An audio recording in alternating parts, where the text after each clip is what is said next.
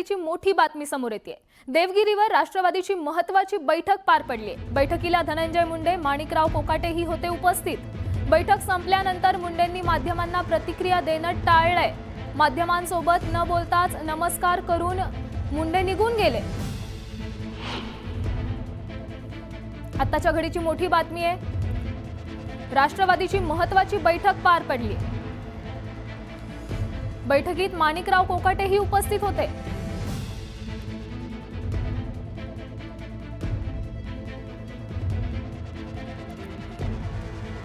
काही तासांपूर्वीच धनंजय मुंडे यांचा राजीनामा स्वीकारला आहे। बैठक संपल्यानंतर मुंडेंनी माध्यमांसोबत बोलणं टाळलंय। माध्यमांसोबत न बोलताच नमस्कार करून निघून गेले।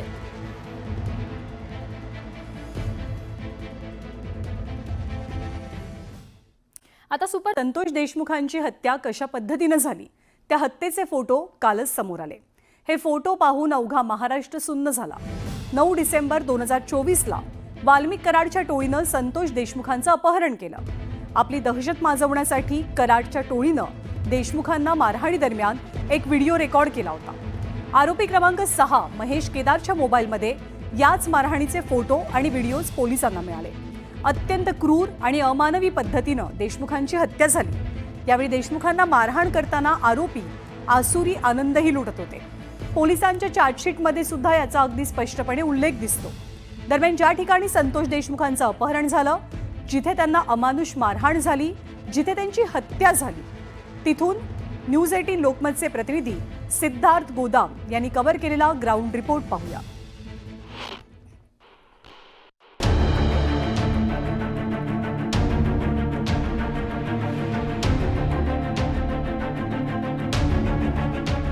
संतोष अण्णा देशमुख यांचं अपहरण आणि त्यांची हत्या यामुळं अख्खा राज्य हादरून गेलं होतं। आणि नेमकं हे अपहरण कसं झालं, त्यांना कुठं नेलं, कशा पद्धतीनं मारहाण झाली हे मी समजून सांगण्याचा प्रयत्न करतोय। मी डोणगाव फाट्यावर सध्या आहे। याच ठिकाणी याच लेनमध्ये संतोष अण्णा देशमुख यांची गाडी अडवल्या गेली। त्यांना गाडीतून त्यांच्या काचा फोडून काढण्यात आलं। त्यानंतर त्यांना स्कॉर्पिओमध्ये टाकण्यात आलं आणि इथून त्यांचं किडनॅपिंग झालं। माझ्यासोबत बनसोड आहेत, ज्यांनी हा पूर्णपणे इथलं अपहरणाचं नाट्य थरार स्वतः बघितलेलं आहे। बनसोड साहेब, पहिलं नाव सांग। अमोल बनसोड। काय नेमकं त्या दिवशी झालं होतं? एक जे साक्षीदार होते शिवराज देशमुख, हे त्यांना केजमध्ये भेटले। ते म्हणले अण्णा कुठं चाललात? ते म्हणले मी गावाकडे चाललोय। ते म्हणले मग चल म्हणले। मग ते ड्रायव्हिंग करत होते स्वतः अण्णा। मग त्या दिवशी मग ते अण्णा बाजूला बसले आणि तो ड्रायव्हिंग करायला बसला आणि ते तिथून निघले गावाकडे। इथं टोल नाक्यावर आल्यानंतर जे आरोपी होते ते अगोदरच डबा धरून बसले होते। कुठं थांबले होते?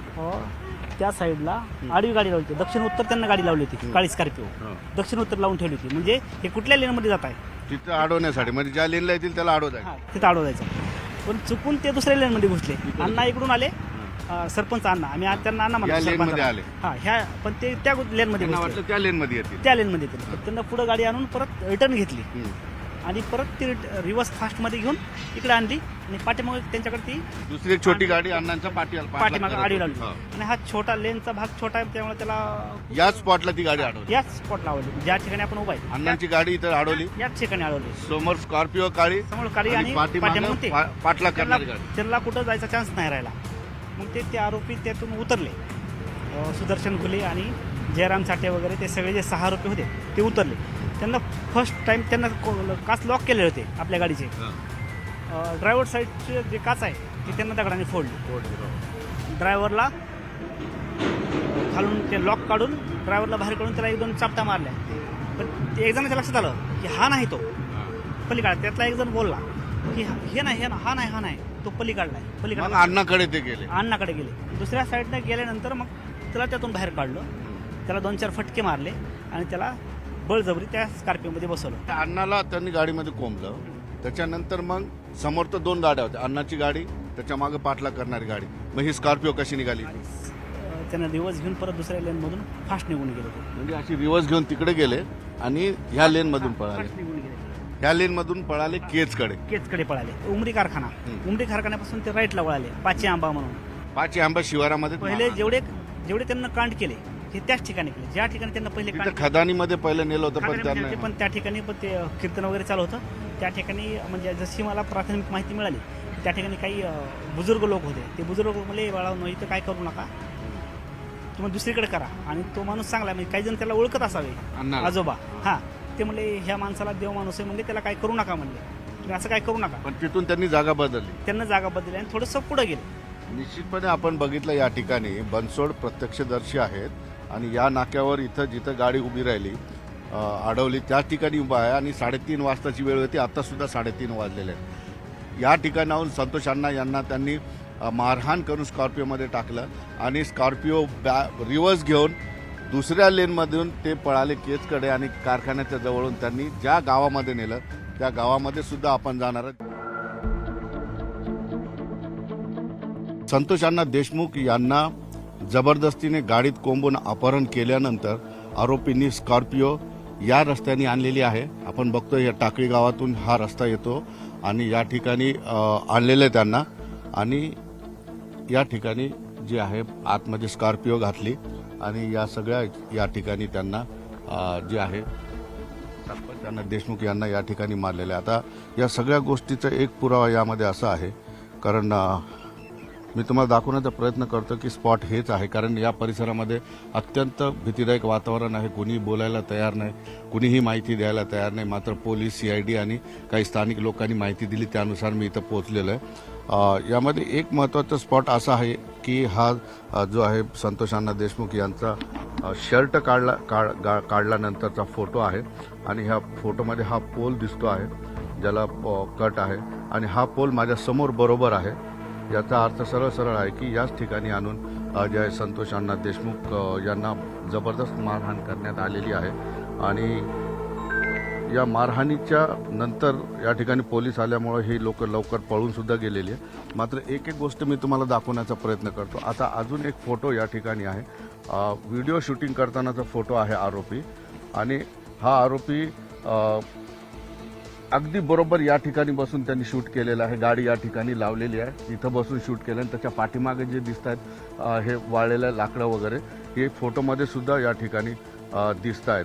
एकंदरीतच आपण बघतोय की संतोष देशमुख यांना या ठिकाणी 5:30 वाजता आणलेलं आहे आणि आता सुद्धा 5:30 या ठिकाणी वाजलेले आहे. 5:30 ते जवळपास 7:15 ते 7:30 पर्यंत या ठिकाणी जे आहे संतोष देशमुख यांना मारहाण करण्यात आलेली त्यांच्या मारहाणीचा व्हिडिओ या ठिकाणी करण्यात आलेला आहे आणि हे सगळे फोटो बघतोय आपण. हा जो फोटो जो बघतोय आपण हा फोटो सुद्धा याच ठिकाणी त्यांना मारहाण करतानाचं कारण मागं 2 झाडं दिसत आहेत ही 2 झाडं आहेत आणि ह्या अँगलनी हा फोटो घेतलेला आरोपींनी आणि या ठिकाणी संतोष अण्णा देशमुख यांना जबरदस्त मारहाण या ठिकाणी झालेली आहे. सेल्फी काढली गेला या ठिकाणी सगळ्या पद्धतीचे फोटो काढले गेलेले आहेत. आता संतोष देशमुख यांना पूर्ण मारहाण झाल्यानंतर गाडीच्या चाकाला टेकून जे फोटो काढलेले आहेत ते सुद्धा ह्याच अँगलनी काढले कारण गाडीचं तोंड इकडं होतं आणि पलीकडच्या साईडला संतोष यांना बसून हे फोटो घेतलेले आहेत. एकंदरीतच अत्यंत निर्दयी पद्धतीने या ठिकाणी जे आहे संतोष देशमुख यांना मारहाण झाली आणि त्यामध्ये त्यांचा दुर्दैवी मृत्यू झालेला आहे. आता या फोटोमध्ये सुद्धा मी तुम्हाला एक दाखवण्याचा प्रयत्न करतो की त्यांना संतोष देशमुख यांना विवस्त्र करतानाचा हा फोटो आहे. खाली त्यांचा शर्ट काढतानाचा फोटो आहे आणि या फोटो काढताना जसा मी आधी पोल दाखवला तो या स्पोर्टचा पोल आहे. एकंदरीतच आपण बघतोय एवढ्या परिसरामध्ये जवळपास 2 ते 2.25 तास संतोष देशमुख यांना मारहाण या ठिकाणी झालेली आहे. या ठिकाणी पोलिसांना हा स्पॉट माहीत नाही कारण पोलिसांचा तपास सुरू व्हायच्या आधी CIDने ही सूत्र हातात घेतली होती आणि CIDची टीम आरोपींना घेऊन या ठिकाणी आले आणि या ठिकाणी आल्यानंतर काही हातातला दोरा संतोष देशमुख यांच्या गळ्यातला दोरा तुटून इथं पडलेला तो जमा केलेला CIDच्या अधिकाऱ्यांनी आणि या ठिकाणी रक्तमिश्रित मातीसुद्धा CIDने या स्पॉटवरून जी आहे गोळा केलेली आहे. एकंदरीतच बघितलं तर जवळपास मस्साजोगच्या जो काही टोल आहे तिथून संतोष अण्णा देशमुख यांना उचलल्यानंतर इथं यायला जास्तीत जास्त 20 ते 25 मिनटं लागतात. रस्ता अत्यंत खराब आहे आणि या ठिकाणची सगळी शिवारातली बऱ्यापैकी शेती घुले कंपनीची आहे आणि घुले आपल्याला माहीत आहे यामध्ये आरोपीसुद्धा आहे. पलीकडची शेतीसुद्धा घुले यांचीच आहे. एकंदरीतच अत्यंत निर्मनुष्य हा परिसर आहे आणि संध्याकाळी जवळपास 6:15 या ठिकाणी त्यांना मारहाण करण्यात आली. त्यानंतर पोलिसांची गाडी शोधत त्यांना या ठिकाणी आल्यानंतर मात्र जे आहे आरोपींनी संतोष अण्णा देशमुख यांना स्कॉर्पिओमध्ये टाकलं, गाडी अशी रिव्हर्स घेतली आणि इकडून ते परत या रस्त्याने गेले आणि त्यांना वेगळ्या स्पॉटवर त्यांचा मृतदेह टाकण्यात आलेला आहे. न्यूज 18 लोकमत हे पहिले चॅनल आहे की या ठिकाणी येऊन स्पॉटवर हे तुम्हाला सगळं आखो दे हाल सांगतो. सुधीर जाधवसह सिद्धार्थ गोदाम, न्यूज 18 लोकमत, मस्साजोग. तर सरपंच